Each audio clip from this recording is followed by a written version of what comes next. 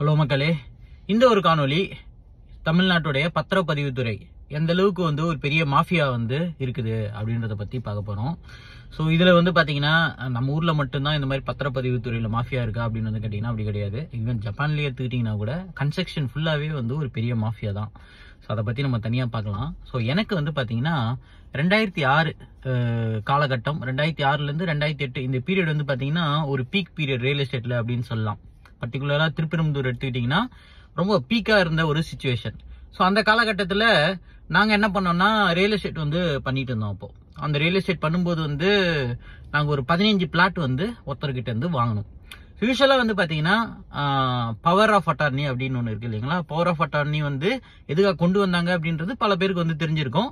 எதுக்காக கொண்டு வந்தாங்க அப்படின்னு பாத்தீங்கன்னா, முதல்ல ஒரு ஃபேமிலிக்குள்ள, இப்போ நான் இப்போ ஜப்பான்ல இருக்கேன், என்னோட ப்ராப்பர்ட்டி பாத்தீங்கன்னா இந்தியால இருக்குது. இப்போ நான் என்னுடைய ப்ராப்பர்ட்டி இந்தியால இருக்கிற ப்ராப்பர்ட்டியை நான் விற்கணும் அப்படின்ற பட்சத்துல நான் டைரக்டா அங்க அப்பீர் ஆக முடியாது, என்னால போக முடியாத சூழ்நிலை இருக்கிற காரணத்தினால நான் என்ன பண்றேன்னா ஜப்பான்ல இருந்துகிட்டே பவர் ஆஃப் அட்டார்னி ஜப்பான்லயே வாங்க முடியும். அதாவது இந்தியால இருந்து பத்திரம் டைப் பண்ணி நம்மளுக்கு அனுப்பிடுவாங்க. நம்ம ஒயிட் பேப்பர்ல அதை நம்ம பிரிண்ட் அவுட் எடுத்துக்கிட்டு இங்க அட்டார்னி ஜெனரல் இருக்காங்க ஜப்பான்ல. ஸோ அவங்க கிட்ட போனோம் அப்படின்னா அவங்க என்ன பண்ணுவாங்கன்னா, இன்னாரு, அதாவது அவங்கள பொறுத்த வரைக்கும் நம்ம நேரடியா போய் அப்பியர் ஆகிறோம், இவர் தான் நம்மளுடைய ஐடி டாக்குமெண்ட்ஸ் எல்லாம் கொடுக்குறோம்.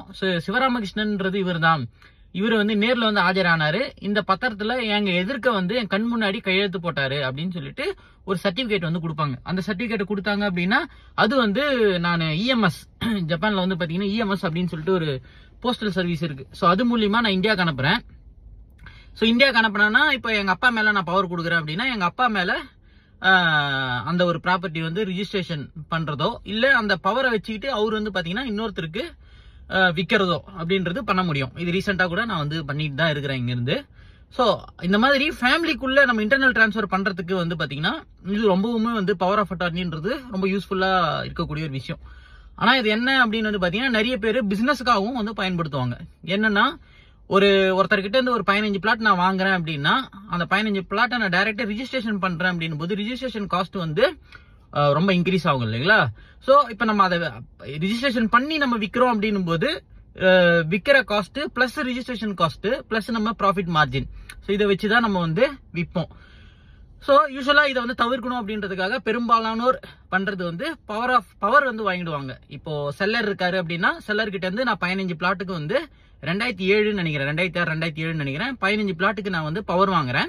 அந்த பவரை என்ன பண்றேன்னா இன்னொருத்தருக்கு ஒருத்தர் பையர் ஒருத்தர் இருக்காரு, அவருக்கு நான் விற்கிறதுக்கு போறேன். சோ அப்ப என்ன ஆகுதுன்னு பாத்தீங்கன்னா 15 பிளாட் நான் பவர் வாங்குறேன் பாத்தீங்களா. சோ பவர் நான் வாங்கியாச்சு. வாங்கிட்டு நாங்க என்ன பண்றோம்னா பையர் யாருன்னா இருக்காங்களா அப்படின்னு தேடிட்டு இருக்கோம். ஜஸ்ட் ஈவன் ஒரு 15 நாள்ல இருந்து 20 நாள் டைமுக்குள்ளேயே நாங்க என்ன பண்றோம்னா அந்த பத்திரத்தை நாங்க எங்களுக்கு பவர் கொடுத்தாங்க இல்லைங்களா, அந்த பவர் நாங்க ரிஜிஸ்ட்ரேஷன் பண்றோம். ரிஜிஸ்ட்ரேஷனும் முடிஞ்சிச்சு. வில்லங்கம் அப்படின்னு என்கம்பரன்ஸ் சர்டிபிகேட் அப்படின்னு சொல்லுவாங்கல்ல, வில்லங்க சான்றிதழ், அதை போட்டு பாக்குறாங்க வாங்கின ஓனர். அதாவது நாங்க ஒருத்தவங்களை வித்தோம் இல்லைங்களா, அவரு என்கம்பரன்ஸ் சர்டிபிகேட் போட்டு பாக்குறாரு. அப்ப பாத்தீங்கன்னா டபுளா ஆயிருக்குது. என்னன்னு வில்லங்கம் வந்திருக்குது. வில்லங்கம் என்ன வந்திருக்குன்னு பாத்தீங்கன்னா, நான் ஒருத்தர்கிட்ட பவர் வாங்கினேன் பாத்தீங்களா, அவரு என்ன பண்ணிருக்காருன்னா, அதாவது எனக்கு வித்தவரு அவரு 2 பேருக்கு வித்திருக்கிறாரு. இதுதான் அதுல இருந்த ஃப்ராடு. பொக்காய் ஓகே அப்படின்வாங்க. பொக்காய் ஓகே அப்படின்றது என்னன்னா ஃபுல் ப்ரூஃபிங், மிஸ்டேக் ப்ரூஃபிங் அப்படின்னு சொல்லுவாங்க. நம்மளோட பத்திரப்பதிவு துறையில இந்த மிஸ்டேக் ப்ரூஃபிங் அப்படின்றதெல்லாம் அந்த காலத்துல இல்லாம இருந்தது. இப்ப நிறைய இம்ப்ரூவைஸ் பண்ணிருக்காங்க, நிறைய டிஜிட்டலைஸ் பண்ணிருக்காங்க, கம்ப்யூட்டரைசேஷன் பண்ணிருக்காங்க. பட் ஆனா அப்ப பாத்தீங்கன்னா அதெல்லாம் கிடையாது.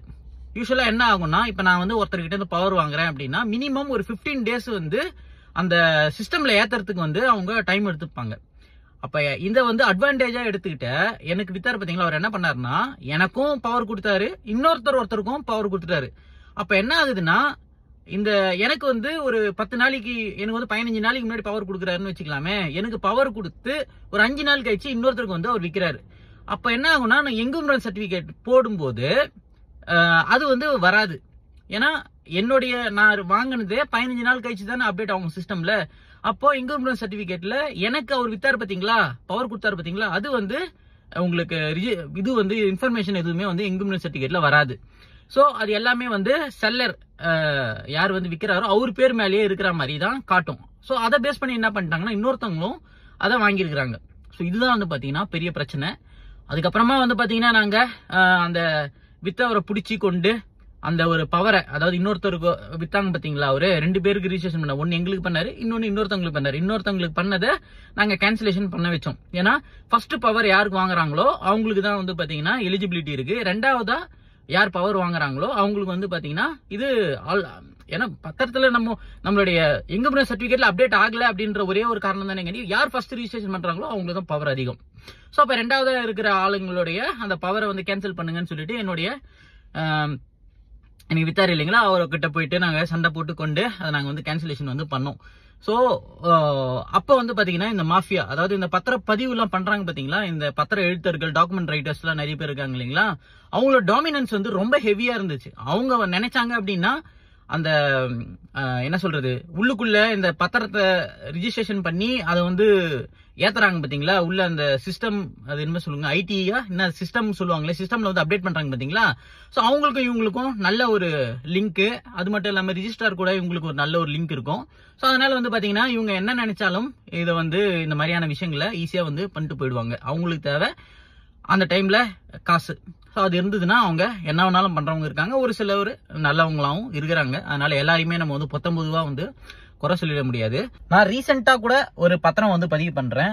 அப்போ வந்து பாத்தீங்கன்னா ரிஜிஸ்ட்ராருக்கு இவ்வளவு காசு நாங்க கமிஷன் கொடுக்கணும் அப்படின்னு சொல்லியே வந்து பத்திர பதிவாளர்கள் இருக்காங்க இல்லைங்களா, இந்த பத்திரம் பதிவு பண்ணி கொடுக்குறாங்க பாருங்க, இந்த டாக்குமெண்ட் ரைட்டர்ஸ். ஸோ இவங்க வந்து பப்ளிக்கா கேட்டே வாங்குறத வந்து தெளிவாவே வந்து பார்க்க முடியுது. ஸோ இதை பத்தி நீங்க என்ன நினைக்கிறீங்க? உங்களுக்குமே வந்து பத்திரம் பதிவு பண்ணும்போது கண்டிப்பா ரிஜிஸ்ட்ராருக்கு வந்து ஒரு அமௌண்ட் கொடுக்கணும், கமிஷன் கொடுங்க. உங்க மேல பட்டா இருக்கும், உங்க மேல சிட்டா இருக்கும், உங்க மேல அடங்கல் இருக்கும், உங்க ஈசி இன்கம் சர்டிபிகேட்ல எந்த ஒரு பிரச்சனையும் இருக்காது. கிளியர் டாக்குமெண்டா இருந்தா கூட இன்னொருத்தங்க மேல நீங்க விக்கிறீங்க அப்படின்னா இந்த காசு கொடுங்க அப்படின்ற ஒரு மாஃபியா இன்னுமே வந்து இருந்துட்டு தான் இருக்குது. இப்போ ரீசெண்டா கூட வந்து பாத்தீங்கன்னா ரிஜிஸ்ட்ரேஷன் பண்ணும்போது இதே பிரச்சனையை வந்து நான் ஃபேஸ் பண்ணேன். ஸோ அப்போ வந்து நான் கேட்டேன், எதுக்காகங்க இவங்களுக்கு நான் வந்து காசு கொடுக்கணும், எதுக்கு எல்லாமே கிளியரா இருக்கு, நான் எதுக்கு வந்து காசு கொடுக்கணும் அப்படின்னு கேட்டா கூட, இல்லங்க இதை பண்ணாதான் வந்து சீக்கிரமா நம்ம வந்து மூவ் பண்ண முடியும், இல்லைன்னா வந்து இதை கொடுங்க அதை கொடுங்க அப்படின்னு சொல்லிட்டு இல்லாததெல்லாம் கேட்பாங்க அப்படின்னு வந்து சொல்லி இந்த பத்திரம் டாக்குமெண்ட் ரைட்டர்ஸ் வந்து காசு வாங்குறத பார்க்க முடியுது. அதுவும் அது மட்டும் இல்லாம இப்பவுமே வந்து பாத்தீங்கன்னா, இல்லங்க நான் பத்திரத்துக்கு இப்போ ஒரு 4 லட்சம் ரூபாய்க்கு நான் பத்திரம் வாங்குறேன்னு வச்சுக்கலாமே, அந்த பத்திரம்ன்றது எப்படி வருதுன்னா தமிழக அரசாங்கம் வந்து அச்சடிக்குது, இந்த தாள்களை வந்து அச்சடிக்குது. இந்த பத்திரம் பதிவு பண்றதுக்கான பேப்பர் இருக்கு இல்லைங்களா, 5000 4000 அந்த மாதிரி போட்டு 1000 அப்படின்னு போட்டுருக்கோம் பாருங்க, 100 200 அந்த மாதிரிலாம் இருக்குது. ஸோ அந்த ஒரு பத்திர அச்சடிக்கிற பேப்பரை தமிழக அரசாங்கம் அச்சடிக்குது. அது வந்து டிஸ்ட்ரிபியூட்டர்ஷிப்புக்கு போகும், யாரெல்லாம் டிஸ்ட்ரிபியூட்டர் எடுத்திருக்காங்களோ அவங்களுக்கு போகும், அவங்க மற்றவங்களுக்கு வந்து விற்பனை பண்ணுவாங்க. இப்போ நம்மள மாதிரி ஆட்களுக்கு விற்பனை பண்ணுவாங்க. இதெல்லாம் முன்னாடி வந்து டைரக்டா இருந்தது. எனக்கு ஒரு 5 லட்ச ரூபாய்க்கு வேணும் அப்படின்னா அவங்களுக்கு ஒரு கமிஷன் இருக்கு, எவ்வளவு பர்சன்டேஜ் அப்படின்னு எனக்கு கரெக்டா தெரியல, அந்த கமிஷன் கொடுத்து தான் நம்ம வாங்கணும். ஆனா இப்போ வந்து பாத்தீங்கன்னா அந்த மாதிரி போய் டைரக்டா அவங்கள அப்ரோச் பண்ணவே முடியல அப்படின்றது தெரியுது. டைரக்டா இந்த டாக்குமெண்ட் ரைட்டர்ஸ் இருக்காங்க பாத்தீங்களா, அவங்க தான் வந்து மிகப்பெரிய அளவுல டாமினன்ஸ் பண்றாங்க. அவங்க என்ன கமிஷன் கேட்கறாங்களோ அதுதான் கொடுக்குற மாதிரி இருக்குது. ஸோ நீங்களுமே வந்து பத்திரம் நிறைய பண்ணியிருப்பீங்க. ஸோ உங்களோட அனுபவம் என்ன மாதிரி இருக்கு இப்போ ரீசெண்டா, வேற என்னென்ன பிரச்சனைகள் வந்து தில்லாலங்கடி வேலை போயிட்டு இருக்குது அப்படின்றத பத்தி உங்களோட கருத்துக்களை கருத்துரை பகுதியில் பதிவு பண்ணுங்க.